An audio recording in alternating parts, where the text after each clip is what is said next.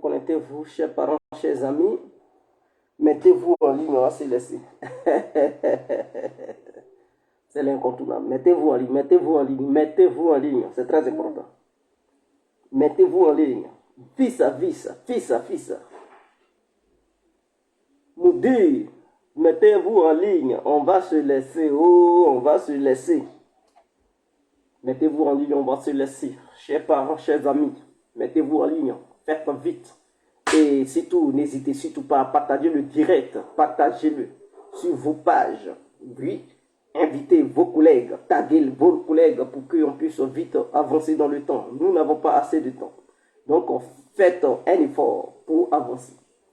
Faisons un effort ensemble pour que nous puissions avancer, chers parents, chers collègues. C'est très important. Fils, yalla, Moudi Kabé, yalla. Partagez le direct. Nous allons nous laisser. On va se laisser en même temps. Oui, Tierno Sadouba. Big up à vous, maître Tierno, depuis votre position. Il faudrait que ça soit clair. Big up à vous. Il faudrait que ça soit clair. Donc, mettez-vous en ligne. L'incontournable. Aïe, l'incontournable. Ça va? Mettez-vous en ligne. Partagez le direct. Et n'hésitez surtout pas à me donner les étoiles. Hein? Bon, avant de rentrer dans le but du sujet, j'aimerais vous parler de quelque chose. Bonjour à tous et à tout temps pour tous ceux qui ne me connaissent pas. Je suis l'incontournable, guerre complet tout terrain, l'homme dont on parle, l'homme qui n'a pas fourreau aux yeux, l'homme qui ne mange pas ses mots. Vous pouvez aussi m'appeler devant la vie. L'homme n'est rien, gouverneur italien, docteur Mondon, appelez-moi Boubou, laisse-moi mourir 5 plein droit, El Padrino, Camaride, Zoula Moudia. Alors nous voilà à nouveau devant cette caméra pour parler de ce qui s'est passé en Ukraine. Cette tragédie inacceptable et inhumaine qui s'est passée en Ukraine. Nous allons en parler. Et quelles sont les causes? C'est très important. Et donc, du coup, avant de rentrer dans le but du sujet, j'aimerais vous parler de quelque chose. Oui, j'aimerais vous parler de quelque chose. Je donne d'abord le numéro. Donc, 07. Bon, comme tout le monde n'est pas en Europe, et d'autres sont en dehors de l'Europe, en Afrique, en Amérique, en Asie et en Océanie. Donc, c'est très important de donner l'indicatif du numéro, c'est très important. Alors, donc, 0033, je répète, 0033, 7, 80, 49, 53, 79. Je répète, 0033, 7, 80, 49, 53, 79. Alors, ce numéro, vous pouvez l'enregistrer pour pouvoir m'avoir sur WhatsApp. Maintenant, les personnes qui aimeraient bel et bien me contacter, d'une manière ou d'une autre, alors contactez-moi plus tard car je suis en ligne. C'est très important. Maintenant, celles qui vont se connecter plus tard, vous pouvez réécouter la vidéo pour mieux noter le numéro. Alors, j'aimerais vous faire comprendre que les personnes qui sont en surpoids, je dis surpoids, c'est-à-dire quand tu es gros ou tu es grosse, voilà, femme comme homme. Quand tu es gros ou si tu es grosse, mon frère ou ma soeur, n'hésite pas à me contacter. N'hésite surtout pas à me contacter. Tu me contactes, je te donne ta part et tu es guéri. Parce que c'est une maladie aussi. Hein. Le surpoids peut provoquer certaines maladies. Oui, ça peut provoquer une crise cardiaque chez un être humain. C'est-à-dire, si tu es plus gros et que ton cœur n'arrive plus à supporter la pesanteur de ta masse corporelle, parce qu'il faudrait que le cœur diffuse assez de sang dans toute la partie du corps humain. Mais voilà que ta partie du corps humain grandit, ça gonfle et tu es en surpoids. Non seulement ça t'étouffe, parce que quand tu grossis, partout grossit. Ça t'étouffe, le cœur n'arrive plus à supporter la pesanteur de ta masse corporelle. Mon frère, un bon matin douille, le cœur peut s'arrêter et puis ça peut provoquer la mort.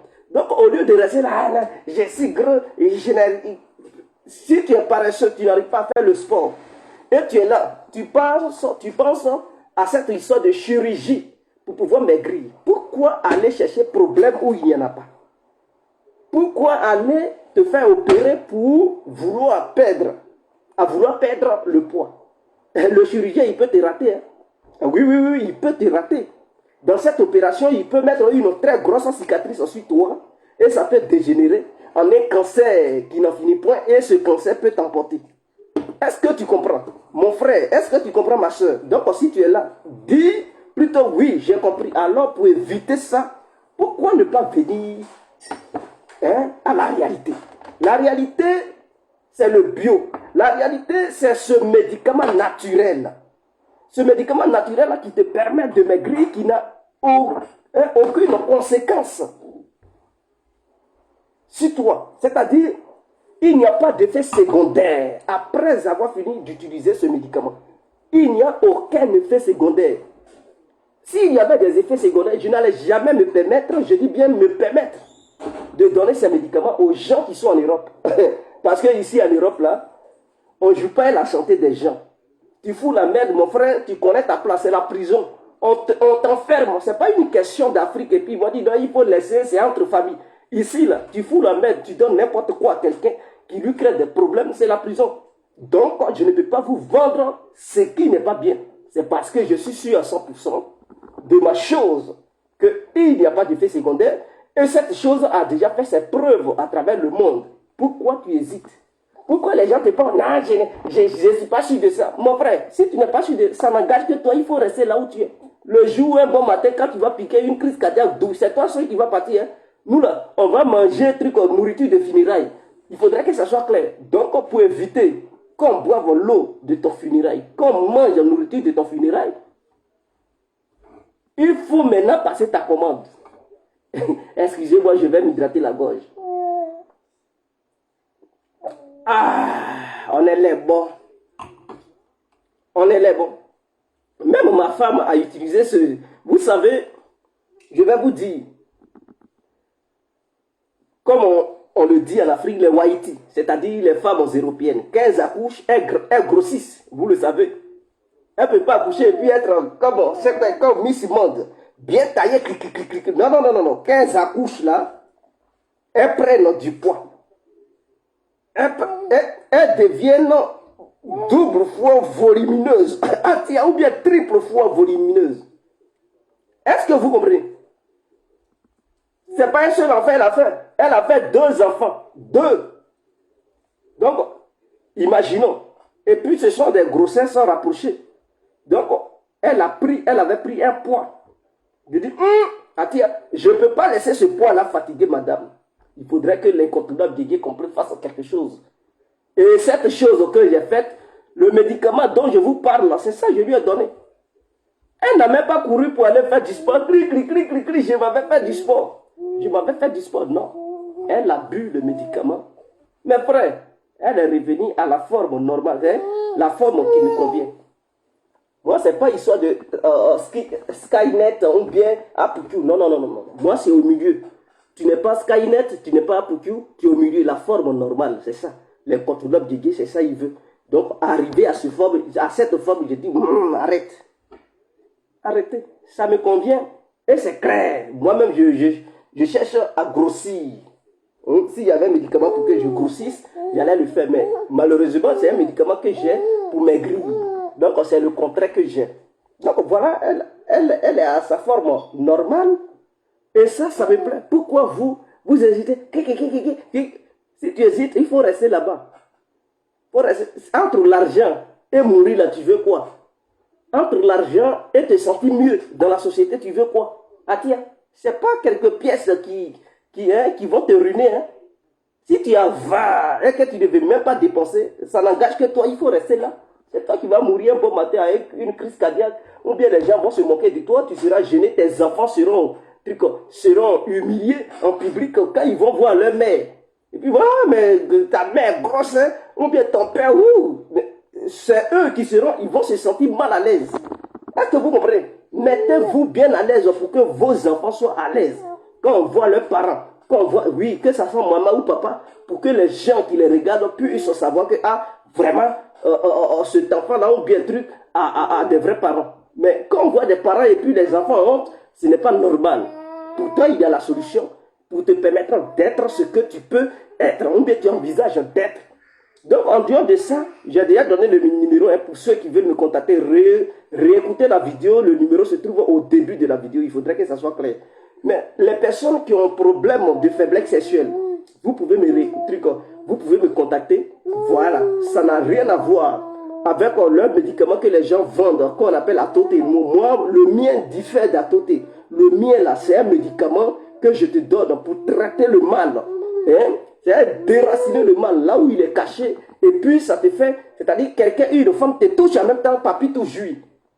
Hein? Souvent, oh, vraiment, elle te touche et puis tu as problème de trucs. Papy, tu ne veut pas se lever. Souvent, papy, tu joue vite. Souvent, papy, tu ne veut pas se lever. Papy, tu dort. Il est dans un coma calamiteux. Mon frère, tu vois ce problème et puis tu es là, tu fais rien. Qu'est-ce qui te pousse à ne pas passer ta commande? Tu veux te faire humilier? On te regarde, tu es un homme, mais tu n'es pas un homme. Parce qu'un vrai Woody, là, c'est le travail est ici en bas. Oui, oui, oui, oui. Il faudrait que les gens le sachent. Hein. Un vrai homme, là, c'est le travail, hein, et puis en bas, deux. Si tu n'as pas ces deux qualités, tu n'es pas un vrai Woody. Tu es un présentin, tu es une famillette. Il faudrait que ça soit clair. Est-ce que ça va? Donc, j'espère que je suis clair dans mes explications. Je vais m'hydrater la gorge. L'incontournable. Oh! Il ne faut pas toucher à ça. Ça, c'est interdit aux enfants. Tiens. Voilà. Donc, voilà un peu. Donc, si tu as un problème de faiblesse sexuelle, viens me contacter.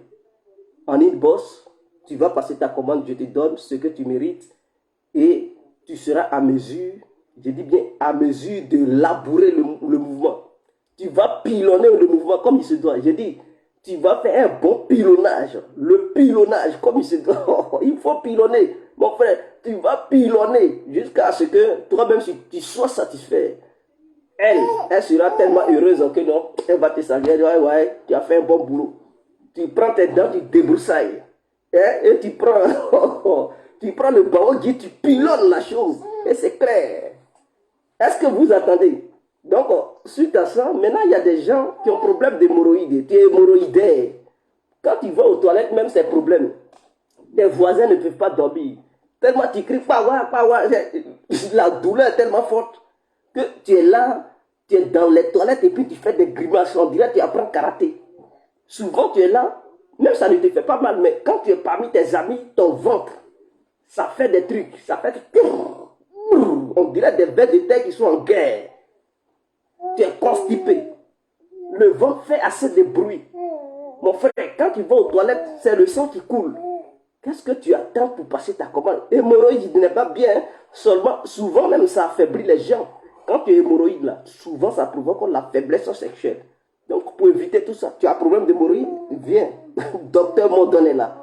Donc, après avoir fini de dire tout ceci, on part en Ukraine. Mes frères, vous le savez tous, qu'il y a eu un crash d'un hélicoptère où le ministre et ses collaborateurs, hein, le ministre de l'Intérieur et ses collaborateurs étaient assis. Tous étaient dedans. Ils étaient 9 personnes. Je dis bien, ils étaient au total de 9 personnes. Et cet hélicoptère avait pour direction l'est de l'Ukraine où les combats se déroulent. C'est quitté à Kiev. Et dans les environs de Kiev, arrivé au-dessus d'une école maternelle, ce dernier a fait un crash. C'était un hélicoptère français, on appelle Super Puma. Donc c'est un hélicoptère truc lourd. Hein? Donc un agent de transport de troupes. Est-ce que vous le comprenez? Mais à la base, la société qui a créé cette machine n'a pas réussi. La société française qui a créé l'hélicoptère Puma, quand vous attendez l'hélicoptère Puma là, la société française a échoué dans sa technologie d'inventer cet hélicoptère. Il y a version militaire et version civile.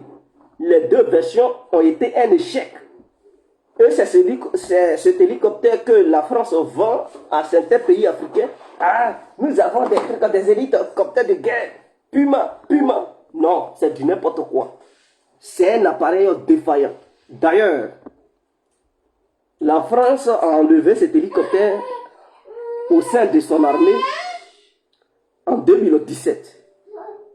Et donc, ça avait été suspendu par tous les pays qui avaient commandé cet appareil.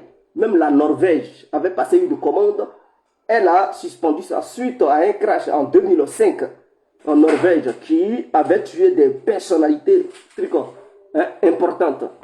Et l'Ukraine avait passé sa commande en 2018. Donc, l'Ukraine, le gouvernement ukrainien avait passé sa commande des appareils qui ne marchent plus. Que le gouvernement français sait que ce sont des appareils volants, hein, des cercueils volants plutôt. Mais quand même, vend ça. Mais ça, c'est malhonnête en fait, c'est mauvais. Toi-même, tu sais que la chose n'est pas bonne, mais tu vends ça aux gens et tu prends l'argent. Quelles sont ces bêtises? Donc en 2018, Zelensky, je dis Zelensky, c'était pas Zelensky, c'était son prédécesseur, avait commandé ces appareils et la France a vendu ça. Et donc voici le problème. Mais cette fois-ci, ce n'est pas une question d'accident. C'est un crash. Et quels sont les dessous de ce crash? Je vais m'hydrater la gorge, je vais vous expliquer mes frères. Il y a une très grande dimension politique au sein du gouvernement ukrainien.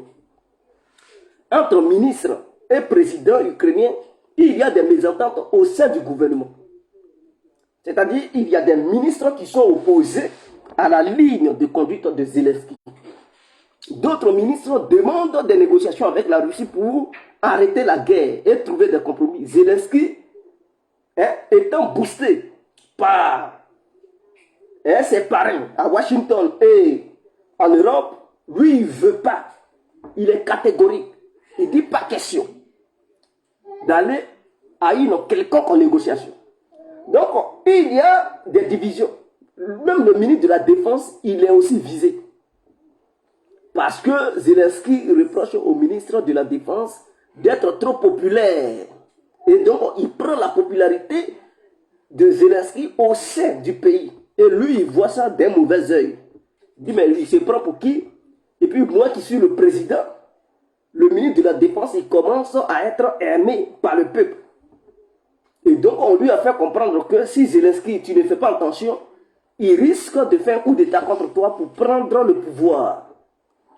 Donc, nous les autres, on savait que le ministre de la Défense ukrainien était déjà dans les collimateurs de l'Ukraine, du gouvernement ukrainien et de ses amis qui sont en dehors de l'Ukraine, c'est-à-dire l'Amérique, l'Europe et les différents services de renseignement veulent liquider ce ministre en question. Et le ministre de l'Intérieur, lui aussi, il était aussi un concurrent direct, ainsi que le maire de Kiev. Est-ce que vous comprenez? Le maire de Kiev, lui aussi, il veut aussi prendre la place de Zelensky. Donc, il y a des divisions en fait. Parce que, arrivé à un niveau, pas possible, de la manière il voit le pays souffrir, chacun commence à prendre sa direction. Beaucoup ne sont plus d'accord avec le président en question. Il demande au président de trouver des solutions pour mettre fin à la guerre. Lui, il dit qu'il ne veut pas. Parce que, bon, vous comprenez, il défend ses intérêts. Lui, il n'en a rien à foutre du peuple ukrainien. Tout ce qui importe, on sait que c'est son argent qui se trouve dans les banques occidentales. Et que si jamais il prenait une décision propre à lui, alors il allait perdre ses biens. Et toute cette aide qu'on lui a apportée et tout, ils savent qu'il fait blanchissement d'argent, il envoie ça dans des paradis fiscaux et tout. Donc, il risque de perdre cet argent.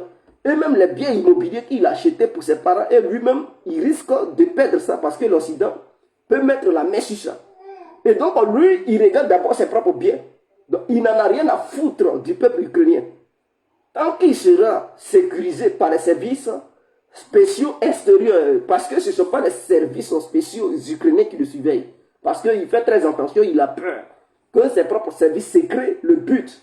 Donc, ce sont les membres de la CIA hein, et les services secrets, trucs comme le MI6 ainsi que la DGSI. Donc, c'est ceux-là qui assurent sa sécurité. Donc, les Américains, les Anglais et les Français qui assurent sa sécurité. Sa sécurité ne se trouve pas dans les mains des Ukrainiens. Alors, vous savez que demain, sur une base américaine en Allemagne, il y a eu une très grande réunion des pays membres de l'OTAN. Il faudrait que ça soit clair. Donc, cette réunion concerne les ministres de la défense de chaque pays membre de l'OTAN.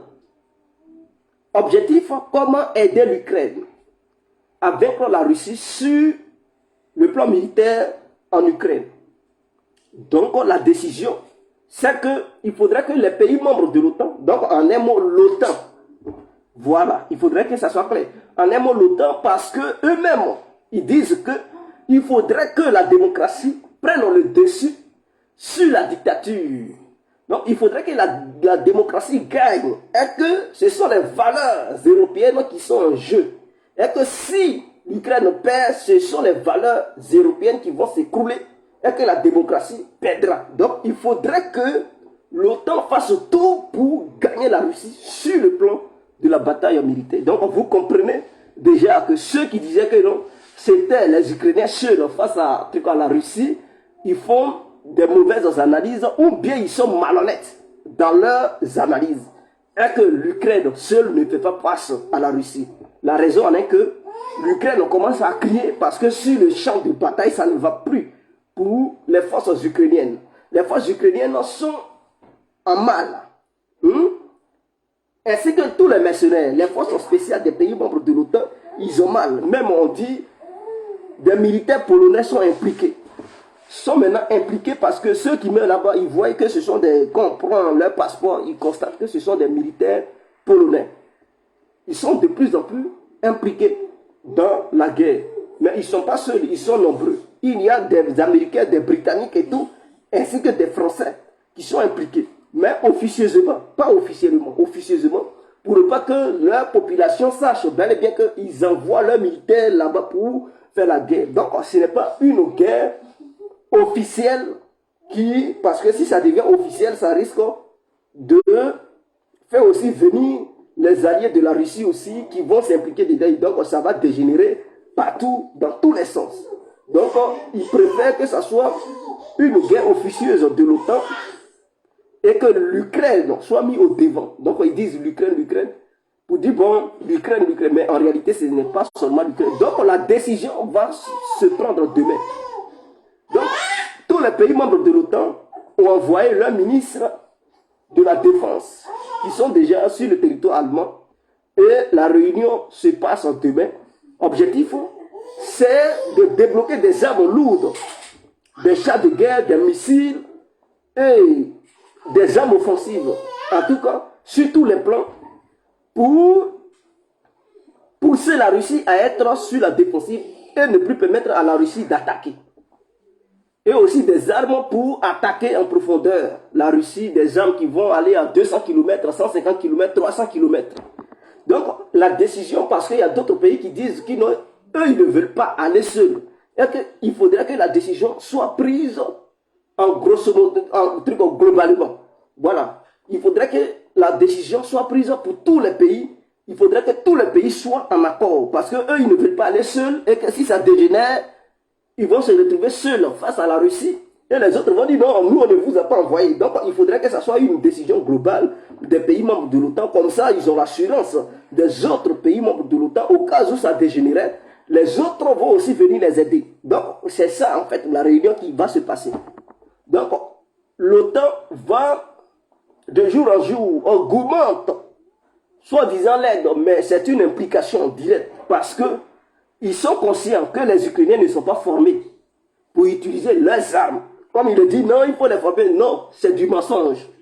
Ces armes qui vont être envoyées seront pilotées par des spécialistes de ces pays membres de l'OTAN qui connaissent ces engins. Parce qu'ils ont une obsession. Ils ne veulent pas que ces engins tombent dans les mains des Russes. Donc c'est eux-mêmes qui vont piloter ça sur le terrain. Mais en camouflage, ils disent non, c'est l'Ukraine qui va piloter ça. Vous comprenez? C'est ça. On appelle l'hypocrisie. C'est-à-dire, c'est toi-même qui dirige le truc, mais tu dis non, c'est mon petit qui est là. Or, derrière là, c'est toi qui est caché. C'est toi qui fais les trucs en fait. Donc voici un peu ce qui se passe. Au même moment, il y a certains pays qui hésitent, l'Allemagne et l'Amérique. Bon, les Américains, on leur dit d'amener leur char Abrams. Eux, ils disent non, non, non, ils ne veulent pas amener, mais l'Allemagne n'a qu'à amener son Léopard 2. Bon, vous comprenez ce que c'est bizarre. En réalité, l'Amérique possède 3000 chars Abrams. Le total des chars américains, le nombre total des chars américains, fait au moins 5000 chars. Est-ce que vous comprenez? 5000 chars. Donc l'Amérique dispose de 5000 chars. La Russie, elle, en a 12 000. Donc c'est le premier pays au monde qui possède des chars.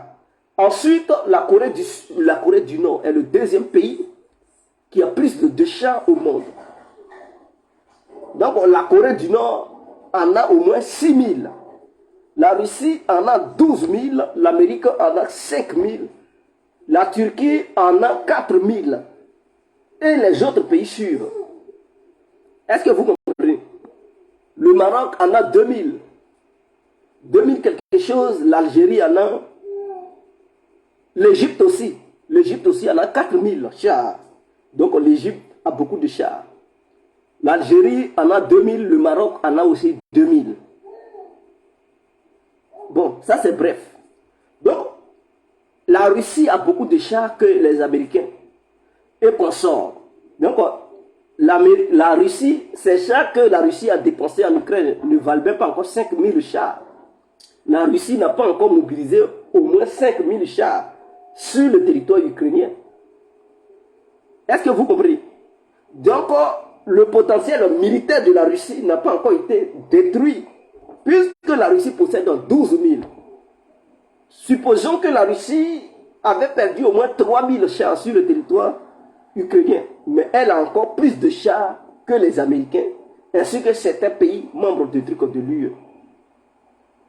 Donc, les Américains, ils sont conscients que sur les 5000 chars, l'Ukraine dit qu'elle a besoin de 500 chars. Est-ce que vous comprenez?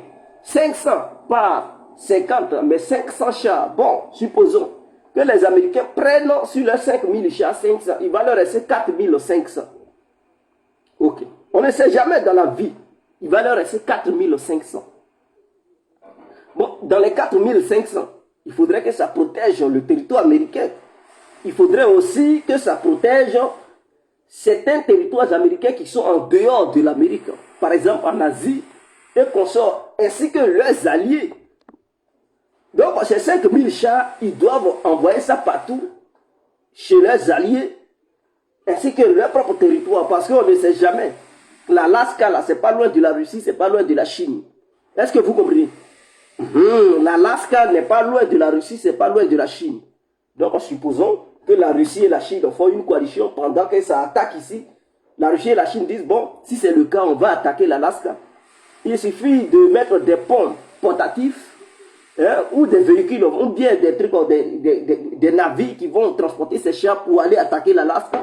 Est-ce que l'Amérique aura suffisamment de moyens terrestres pour contrer les chars de guerre russes et chinois si jamais la Chine et la Russie attaquaient l'Alaska? Voici la question. Et donc les Américains, ils ne sont pas bêtes.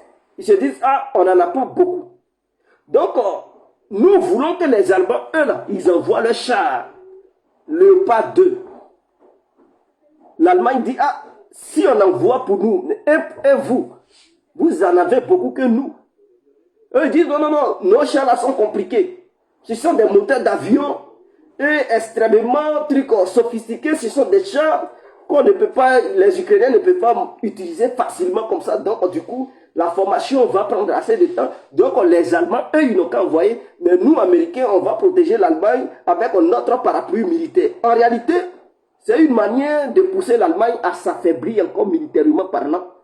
Pour ne pas que l'Allemagne chasse les Américains sur le territoire allemand pour dire, bon, nous sommes forts militairement, on n'a plus besoin de votre présence dans notre pays. Il faudrait que ça soit clair. Ça, c'est numéro 1. Parce que une Allemande puissante, ça va pousser l'Allemagne à mobiliser les autres pays autour d'elle pour dire, bon, on n'a plus besoin des Américains, mais nous-mêmes, Européens, on peut maintenir notre propre sécurité face à la Russie, face à d'autres pays. Donc, c'est une manière de désarmer les Allemands. Sinon, pourquoi les Américains, ils ne veulent pas envoyer le char Abrams? Ou bien ils ont peur que ces chars tombent dans les mains des Russes et que les Russes démontent ces chars parce que ces chars-là, pour combattre, ça ne va pas rester à 4 km pour bombarder. Ça ne va pas rester à 5 km, non. Ce sont des chars qui vont au contact direct. Et il y a des villes que les Russes peuvent encercler pendant que ces chars occidentaux vont se retrouver dans ces villes. Et si les Russes prennent ces villes, les Ukrainiens risquent d'abandonner ces chars sur le champ. Or, ce sont leurs nouvelles technologies, dernier cri. Abrams, Léopard 2, vous comprenez?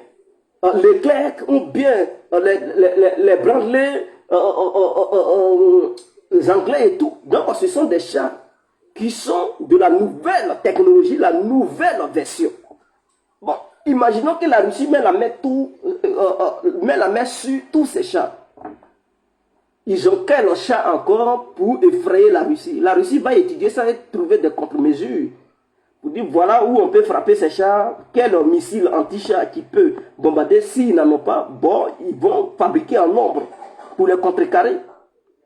Et donc, si demain, ces pays membres de l'OTAN faisaient la guerre avec un autre pays, la Russie serait obligée de donner des contre-mesures, des missiles anti-chars pour frapper ces chars occidentaux. Et donc là aussi, il y a un problème. Et la Russie peut aussi dire, bon, comme on connaît la différence entre les différents chars occidentaux, nous on veut produire nos propres chars pour être plus sophistiqués que les chars. Comme ça, sur le plan de bataille, on peut vaincre, nos chars peuvent vaincre les chars. Donc voici où on peut fabriquer des trucs, des munitions qui peuvent perforer ces chars en un seul tir. Donc il y a assez d'enjeux qui se passent. D'où ce crash de ces hélicoptères. Parce que le ministre de la Défense, de l'Intérieur ukrainien, était en froid avec Zelensky. Et la CIA lui a fait comprendre, à Zelensky que le ministre de l'Intérieur préparait un coup d'État contre son gouvernement. Et donc, il fallait l'éliminer. L'hélicoptère qui a fait le crash était un hélicoptère gouvernemental du gouvernement ukrainien, dont le patron est Zelensky. Et donc, pour se déplacer, il prend ça. Pour se déplacer. Donc, c'est un hélicoptère qui a été piégé. Et la bombe qui a été installée à l'intérieur de cet hélicoptère, il fallait que cet hélicoptère fasse le crash. Mais il faudrait que ce crash provoque des dégâts humains. Pas seulement le ministre et ses collaborateurs, mais il fallait que cet hélicoptère tue encore des civils pour que la dimension politique prenne de l'ampleur. Donc, arrivé au-dessus de l'école primaire, maternelle, alors lui qui contrôlait la bombe de loin en distance a appuyé la gâchette, ça a explosé, ça a tué des enfants. Ça a tué beaucoup d'enfants. Demain, il y a la réunion. Ils ont dit crash. Et après, ils ont dit non, c'est un acte criminel. Et Zelensky, lors de son discours à Davos, qui se passe, Davos, ça se passe, je pense, entre l'Autriche et la Suisse, je pense. Peut-être c'est la Suisse, je pense. Il a dit non, c'est la Russie qui est à la base. Vous verrez que non, les experts militaires ukrainiens sont en train de faire des enquêtes avant demain, ou bien demain matin, avant la réunion des pays membres de l'OTAN. Ils vont faire sortir des preuves pour dire que c'est la Russie qui a tué, qui a saboté l'hélicoptère. L'objectif qui est caché derrière ça, c'est pourquoi? C'est pour pousser les pays membres de l'OTAN qui sont encore réticents, qui hésitent à donner des armes lourdes, qui disent nous on ne veut pas aller en guerre. C'est pour les obliger à signer pour dire bon, finalement on donne parce que la Russie va trop loin, commence à tuer des personnalités politiques ukrainiennes, et donc le ministre et ses collaborateurs qui sont morts, ainsi que les enfants qui sont morts, c'est inadmissible. qu'il faut livrer des armes nécessaires à l'Ukraine. Vous verrez Zelensky et son gouvernement vont faire sortir des preuves ce soir ou demain matin pour dire que c'est la Russie qui est à la base et que les preuves sont là et que ce sont des preuves irréfutables. Ils vont prendre une pièce d'un engin explosif pour dire bon c'est un engin explosif russe qu'ils ont trouvé sur le champ de bataille. Voici ce qui va se passer. Et les médias même vont faire une propagande pas possible. Ce qui influencera la décision de demain. La décision des pays membres de l'OTAN de demain. Ça va les influencer donc l'Allemagne qui hésitait, ainsi que les Américains, ils vont dire bon, nous acceptons. Parce que c'est un coup de l'Amérique. C'est un coup de l'Amérique à Zelensky. Donc ils vont dire bon, nous on ne voulait pas. Mais comme il y a eu des autorités ukrainiennes qui sont mortes, avec des enfants, c'est inadmissible. Donc Joe Biden donne l'ordre à ce que des armes lourdes soient débloquées au niveau des Américains. Il faudrait que ça soit pareil pour les Allemands. Parce que pourquoi? L'OTAN n'est rien sans l'Allemagne. Il faudrait que les gens le sachent. Des gens pensent que c'est l'Amérique seule. Non. Vous verrez, partout où l'Amérique veut intervenir, l'Amérique veut toujours que l'Allemagne soit d'accord. Est-ce que vous le savez? L'Allemagne est surveillée par l'Amérique. La défense militaire allemande est garantie par les Américains. Mais les vrais combattants de l'OTAN sont allemands. Est-ce que vous comprenez? C'est ce que les gens oublient. Les soldats allemands, ce sont des gens qui n'ont pas peur de la mort. Ce sont des gens qui sont comme des crânes brûlés. Tout comme des soldats japonais. C'est des gens, ils n'ont pas peur de la mort. Ils sont prêts à aller au front. Et donc l'Amérique qui s'exhibe en tant que première puissance mondiale a toujours besoin de l'Allemagne. Quand l'Allemagne bloque, tout le monde est bloqué. Est-ce que ce n'est pas une question d'économie ou tout. Mais en matière de technologie, en matière d'intelligence, en matière de stratégie militaire et en matière de volonté, ce sont des soldats allemands. D'ailleurs, la technologie que détiennent les Américains, ça vient de l'Allemagne. Ce sont les Allemands qui ont permis aux Américains d'être ce qu'ils sont, puissants. Parce que lorsque le Führer était au pouvoir, il maltraitait certains Allemands. Beaucoup ont fui avec des connaissances, ils sont allés donner ça aux Américains. C'est eux qui ont travaillé pour l'Amérique. C'est eux qui ont conçu l'industrie militaire américaine. Il faudrait que ça soit clair. Même l'arme nucléaire, c'est quitté en Allemagne. C'est un projet allemand. C'est une découverte allemande. L'arme nucléaire, c'était Einstein qui était allemand d'origine juive, mais juif allemand, qui a fui avec les documents allemands, où les Allemands voulaient créer leur bombe atomique. Il a fui avec tous ces documents. Tout était déjà calculé, tout était déjà prêt. Les composants et tout, pour fabriquer une arme, il allait donner ça aux Américains. Et c'est ça que les Américains ont pris. Mais pour fabriquer ça là, ils ont eu encore besoin des ingénieurs allemands. C'est ça, les gens ils ne savent pas. Donc la technologie militaire américaine est basée sur la connaissance allemande. Voilà pourquoi souvent les Américains ont peur de voir une Allemagne qui se réveille de ses cendres sur le plan militaire. Est-ce que vous comprenez? Donc les Allemands étant des guerriers militaires, les Russes aussi étant des guerriers militaires, l'Amérique n'a jamais voulu que l'Allemagne et la Russie se rapprochent. Parce qu'une coalition entre Allemands et Russes, ils savent que c'est fini pour eux. Parce que les deux peuples, ce sont des gens qui ne reculent jamais devant quoi que ce soit. Ils sont prêts à mourir. Ils ne sont pas des fuyards, ce ne sont pas des gens, après avoir fait la guerre et puis ils deviennent fous. Ils ne sont pas comme les Américains. Ce sont des véritables combattants. Ils ne reculent jamais devant quoi que ce soit. Russes et Allemands, ainsi que les Japonais. Les Japonais, ils sont des kamikazes, c'est eux qui ont apporté ça dans le monde. Si les Arabes utilisent ça aujourd'hui, là, ils n'ont qu'à dire merci aux Japonais qui ont eu l'idée d'envoyer l'histoire de kamikazes. Sinon, les Arabes ne connaissaient pas ça. Ce sont les Japonais qui ont été à la base de cette histoire où quelqu'un, il se fait exploser. Ce sont les Japonais qui ont envoyé ça. Est-ce que vous comprenez? Donc, l'OTAN ne peut pas agir sans le consentement des Allemands. Si l'Allemagne est réticente, l'OTAN est bloquée. Voilà pourquoi cette histoire des armes en Ukraine, les Américains, ils pouvaient. Mais ils se disent, ah, si ça dégénère entre nous et les Russes, et que les Allemands ne viennent pas, parce que de la manière ils sont là, ils risquent de nous trahir. Ah, s'ils se mettent avec les Russes, on est foutus. Donc, on doit obliger les Allemands à être devant. On doit leur dire de s'impliquer. On doit leur dire de donner des armes à l'Ukraine comme ça. Nous aussi, on peut donner. Comme ça, si ça dégénère, c'est nous tous. On est impliqués là-dedans. Mais si l'Allemagne dit non, non, non, et que nous on donne, et que ça dégénère, l'Allemagne est capable de nous trahir, se mettre avec les Russes pour nous combattre. Et là, c'est fini pour nous. Les Américains, ils ne sont pas bêtes. Voilà pourquoi ils insistent. Ils sont là tordre les bras aux Allemands pour dire non, non, non, non, donnez, donnez. Donc demain, là, ils vont donner. Et il fallait faire cet attentat 2 jours avant cette réunion pour qu'ils puissent s'appuyer sur ça pour dire non, voici les dégâts que font les Russes. Il faudrait que l'OTAN agisse, il faudrait que l'OTAN donne plus de moyens. Depuis le début de la guerre, l'OTAN a déjà donné 4000 chars. Oui, les gens qui ne savent pas. 4000 chars. C'est-à-dire, c'est le stock d'un pays entier qu'ils ont donné. Ils ont déjà donné 4000 chars de guerre. Ainsi que les canons.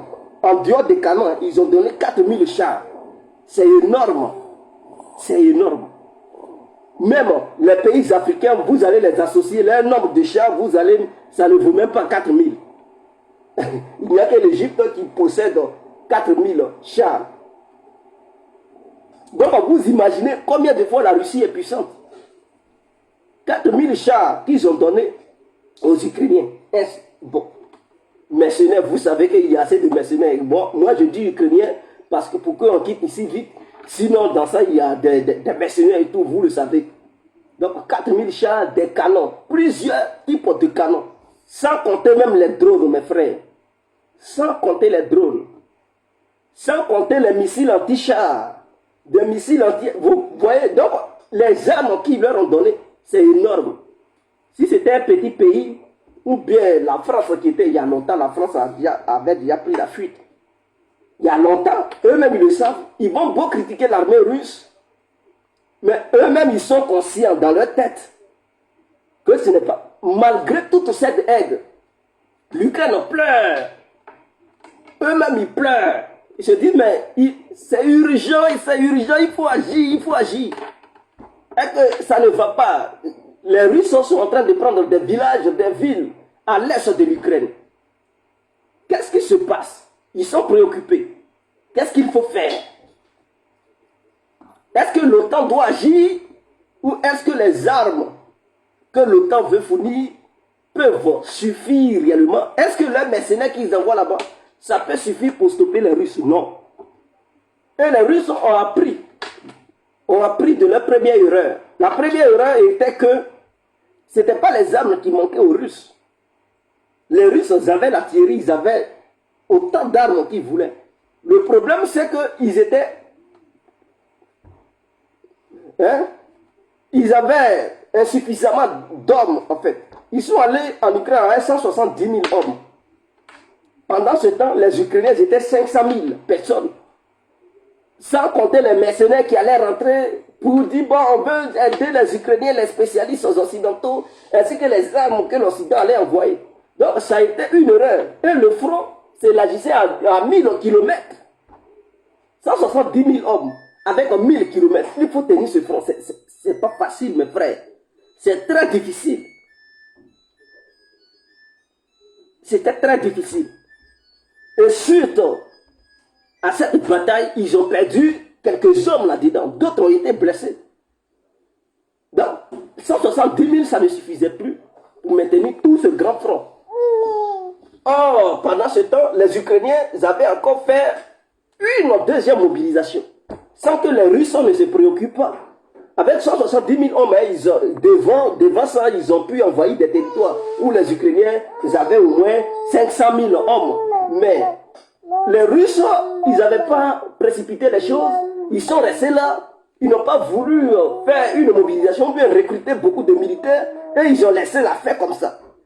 Or, les pays occidentaux, pendant ce temps, ils ont demandé aux Ukrainiens de mobiliser. Et quand les Ukrainiens mobilisaient, ils prenaient ces Ukrainiens-là pour les dispatcher dans tous les pays membres de l'OTAN pour les former. D'autres partaient aux États-Unis, en Angleterre, Australie, trucs en Nouvelle-Zélande, France, trucs en Pologne, Lituanie, Estonie, Slovaquie, la Tchéquie, c'est-à-dire la République tchèque, en Turquie. Ils formaient tous ces soldats ukrainiens. Et les Russes ne faisaient rien. C'est ce qui a fait qu'à leur retour, ils étaient maintenant encore nombreux. Pendant ce temps, la Russie n'avait pas encore renouvelé son effectif. Et ça poussait les Ukrainiens à lancer des contre-offensives qui ont réussi. Il y a eu des contre-offensives qui ont réussi vers Kharkiv et Kherson. Parce que le front était assez... Et les gens qui sécurisaient là-bas, ils étaient en infériorité humaine. Infériorité humaine plutôt.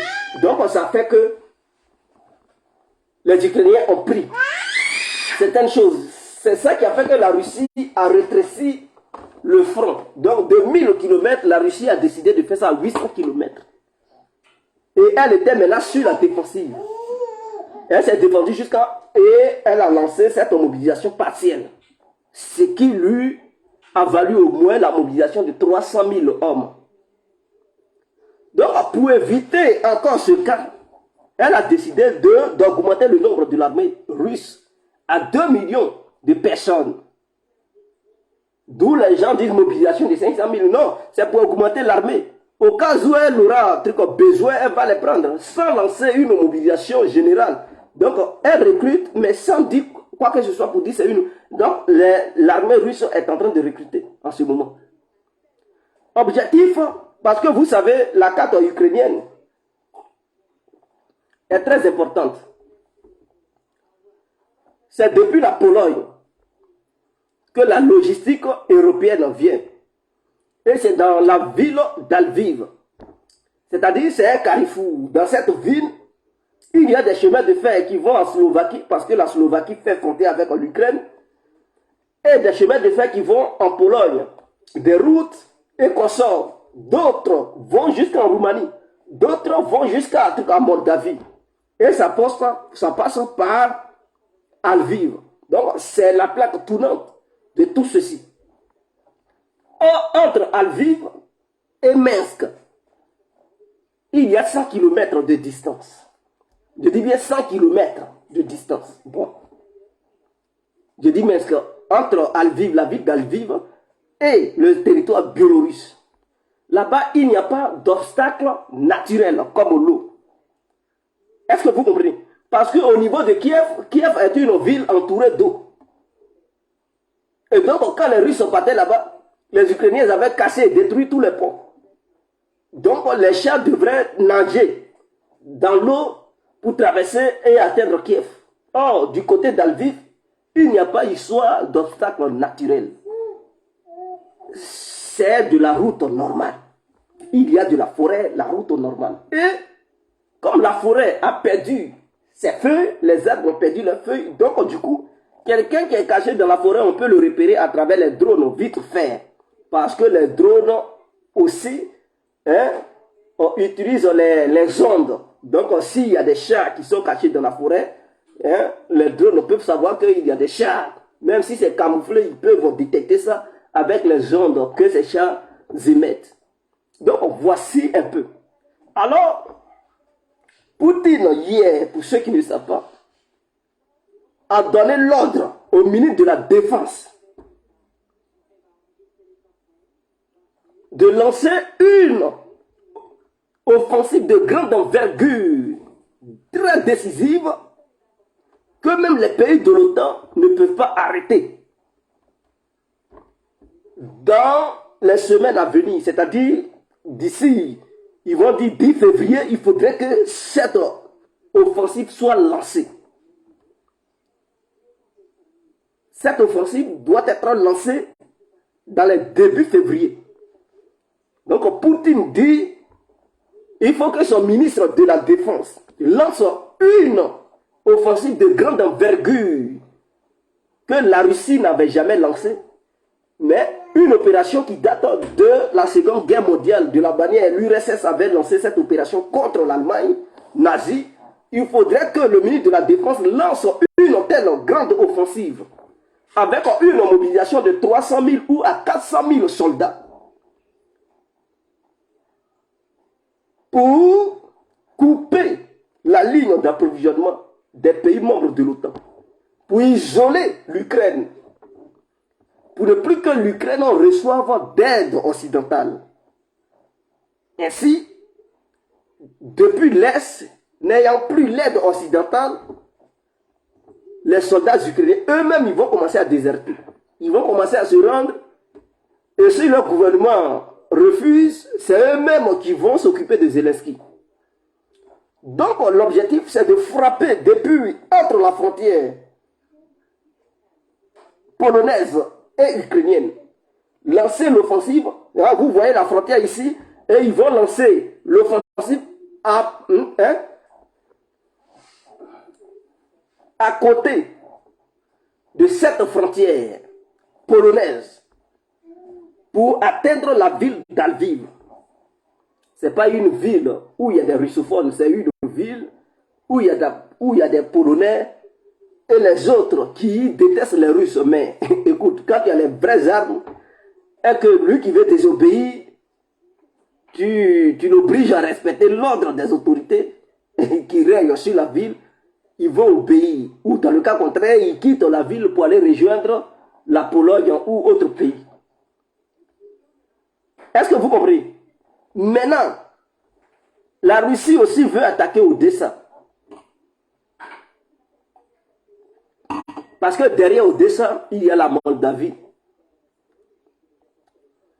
Et où il y a Odessa, il y a la Transnistrie. Ce sont des Moldaves, mais des pro-russes. Et d'ailleurs, en Transnistrie se trouve le plus grand dépôt de munitions de l'Europe. Il n'y a pas assez de soldats russes. Ils sont entre 1500 ou 2000. Mais le plus grand dépôt de munitions se trouve sur ce territoire où la Russie a mis énormément d'armes. Des armes lourdes, des obus de toutes sortes. Ça se trouve sur ce territoire. La Russie a fait ça pour ne pas que la Moldavie envahisse ce petit territoire. Voilà pourquoi la Moldavie est plus grande que la Transnistrie, même si la Transnistrie historiquement faisait partie de la Moldavie, mais ce sont des sécessionnistes qui ont proclamé leur indépendance, même si personne ne les reconnaît, les Russes les reconnaissent. Mais tellement ils sont armés jusqu'aux dents, la Moldavie hésite de les attaquer, de peur qu'ils prennent encore certains territoires moldaves. Est-ce que vous comprenez? Donc ils disent, on pouvait attaquer, mais pour les désarmer, mais si on s'amuse, ils risquent de prendre encore certains territoires. Donc nous, on ne veut pas. Ils sont armés que même la Moldavie. Donc, si la Russie lance une offensive sur Odessa, ça va coordonner avec la Transnistrie qui, eux, depuis le début des opérations, ils n'ont jamais bougé. Mais ce jour-là, ils vont aussi se lever pour lancer aussi une offensive de l'autre côté d'Odessa. Et les Russes qui frappent ici, les autres qui frappent de l'autre côté, Lviv qui est attaqué. Donc du coup, et vers l'Est qui est attaqué, l'Ukraine sera prise en tenaille. Et donc le gouvernement ukrainien doit défendre un endroit. Soit elle amène un renfort grandiose vers Lviv pour éviter de couper les lignes d'approvisionnement. Soit elle décide d'envoyer beaucoup de renforts vers Odessa et le gouvernement ukrainien paie Lviv et l'est de l'Ukraine, ou soit elle soulève, il soulève le drapeau blanc pour dire on veut négocier. Il y a deux cas. Soit il négocie, soit Zelensky, il est fait prisonnier à Kiev et il ne pourra plus sortir du pays. Donc voici ce que la Russie prépare. Les gouvernements occidentaux ayant les informations sont paniqués. Même il y a les petites Ukrainiennes qui intervenaient sur les médias mainstream pleins. qu'elle vienne intérieur, c'est tout. Poutine veut nous anéantir, il veut faire disparaître nos pays. Elle pleure, aidez-nous, c'est pas bon Poutine. J'ai dit, ah, elle rigolait hier. Maintenant, depuis ce matin, je les regarde, elles sont en train de pleurer. Elles pleurent. J'ai dit, mais il y a quoi? Vous pleurez pourquoi? Ou bien vous avez des informations venant de l'Ukraine qui vous font pleurer. Mais attends, même les Ukrainiennes qui étaient excitées, je dis, qui étaient agitées, qui étaient excitées sur les médias, elles commencent à pleurer elles toutes. Elle vient, elle pleure, elle dit aidez-nous. C'est les lames qu'on dit, mais taisez-vous, ça va passer. L'OTAN peut intervenir, l'Ukraine va disparaître, Poutine est mauvais. J'ai dit, ah, ça commence. Donc, elles comprennent déjà l'avenir des événements. Elles savent que c'est mou sur le terrain. C'est mou sur le terrain et que les événements qui se passent là-bas ne sont plus en faveur de l'Ukraine. Même l'OTAN envoie des armes, mais ça n'arrête pas la progression russe. Et la Russie qui veut lancer une grande opération, mais ça va disloquer totalement l'armée ukrainienne. Et la Russie va atteindre ses objectifs. Et donc l'Occident a peur de voir la Russie s'accaparer de toute l'Ukraine. Ce qui fera de la Russie une très grande superpuissance. Parce que l'Ukraine, plus la Russie, plus la Biélorussie intégrée, la Russie ne va même plus avoir peur des pays coalisés de l'OTAN. Et même Poutine va les menacer. Et même les gouvernements futurs de la Russie qui vont venir, vont leur faire comprendre que si vous menacez nos alliés, nous allons agir brutalement. Et ils comprennent la leçon. Voilà pourquoi ils sont préoccupés. Parce que si la Russie s'encapare de toute l'Ukraine, c'est mou. L'OTAN ne va plus déstabiliser les pays qui sont les alliés de la Russie. Et ils comprennent. Or, sans ça, ça risque de poser des sérieux problèmes. Ça risque de voir, c'est-à-dire si un gouvernement émerge, et que ce gouvernement n'est pas en accord avec l'OTAN, et que la Russie est derrière ce gouvernement, les Occidentaux ne peuvent plus mener une guerre pour enlever ce dernier au pouvoir. Parce que la Russie va devenir une superpuissance. Et l'Amérique ne va plus vouloir titiller la Russie. Ce qui provoquera la chute de Taïwan. Parce qu'une Russie qui s'encapare de l'Ukraine, Biélorussie, qui dit, bon, nous on soutient la Chine pour s'accaparer de Taïwan, l'Amérique, pas peur, va dire, on veut négocier, on veut trouver des solutions, on ne veut pas intervenir, on ne veut pas accepter que l'OTAN intervienne pour mener une guerre contre la Chine, de peur de voir cette superpuissance militaire russe se mettre derrière la Chine pour dire, bon, on soutient les Chinois. Donc, ils comprennent cette vision. Voilà pourquoi ils se préoccupent en urgence pour mener une négociation, pour pouvoir trouver des solutions, afin d'empêcher la Russie d'atteindre ses objectifs en Ukraine. Voici le vrai problème, voici le vrai danger. Voilà pourquoi ils vont faire réunion demain. Mais pendant ce temps, Poutine il prépare son plan avec son gouvernement. Ils sont là, ils élaborent. Et la Biélorussie a dit qu'elle est prête. Parce qu'elle se sent déjà russe. Oui. Alexandre Loukachenko et l'état-major biélorusse, ils disent qu'ils sont prêts à mener des opérations en Ukraine pour mettre fin à la menace ukrainienne. Donc vous comprenez qu'il y a une urgence. Ceux qui ont dit, ah, l'armée biélorusse, c'est derrière. Maintenant, ils commencent à se préoccuper. Parce que si la Russie s'incapable de l'ouest de l'Ukraine, non seulement la Pologne qui voyait une opportunité de prendre certaines villes ukrainiennes, la Pologne ne peut plus. Et l'armée russe sera à la porte de l'OTAN directement. Et la Russie va emmener des armes lourdes aussi pour menacer aussi la Pologne, pour menacer les pays membres de l'OTAN.